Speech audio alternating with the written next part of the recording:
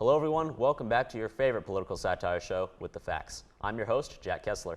And I'm Thomas Kohler. Let's get to it.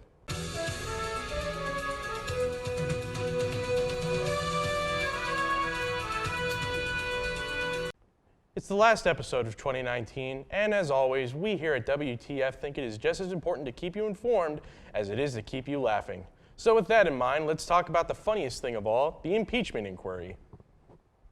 As the year closes out, Speaker of the House Nancy Pelosi has stated that she does not know if the inquiry will end or continue into the following year. So far, several former and current government officials have testified and cooperated with the inquiry, while others have either refused to cooperate or have been dragged into the House kicking and screaming. Personally, I'm watching from home with a bag of popcorn. The impeachment inquiry is playing out like a bad season of American Horror Story, clown posse and all, or like an episode of House of Cards. The cinematic parallels of Donald Trump to Frank Underwood are astounding. Corrupt? Check. Predatory? Double check. I wouldn't be surprised if in the next few weeks Trump puts out his own version of Kevin Spacey's Let Me Be Frank apology video.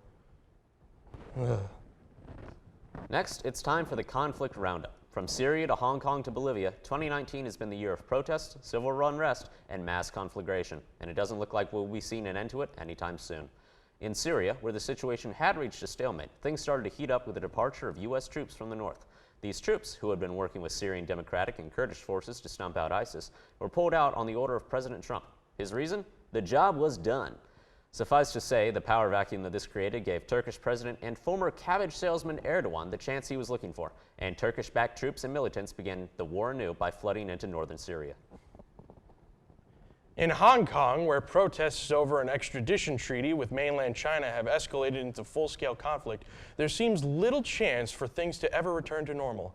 In a country where you can't even Google the words Winnie the Pooh due to its resemblance to their authoritarian leader, Xi Jinping, it seems unlikely that the governing officials of China will wake up to how embarrassing this conflict is for them as a nation anytime soon. In more recent developments, Bolivian President Evo Morales fled to Mexico after the nation was rocked by street protests following a highly contested election. Even with the new interim government in place, protests still continue across the country. And of course, he was met with handshakes and hugs, not disgust or rage.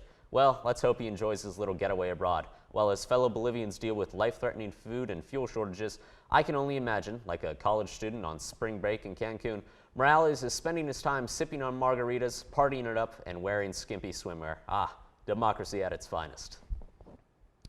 Finally, would it really be an episode of WTF without roasting America's senile grandpa, Joe Biden?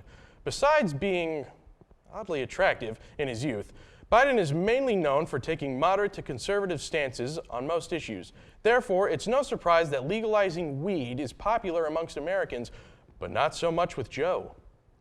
Recently, the Biden campaign came out against making marijuana legal at the federal level, citing its potential to be a gateway drug as his main concern. Come on, Joe, don't you know the cool kids smoked weed in their day? Kamala Harris admitted to both smoking and inhaling. Even your favorite guy to mention at any chance you get, good old Barack Obama, has hit a blunt or two back in college. No matter his reasoning, this is certainly a losing position if he wants to gain more popularity with the far-left wing of the party. In fact, Queen of Lefty Squad, Alexandria Ocasio-Cortez, just put out a plan to decriminalize weed at the federal level for both medicinal or recreational use. It looks like Biden will either get with the times or be left behind in the dust of AOC's smoke cloud. Well, that's this week's episode of With the Facts. I'm Jack Kessler. And I'm Thomas Kohler. Thank you for joining us this semester, and we'll see you in 2020.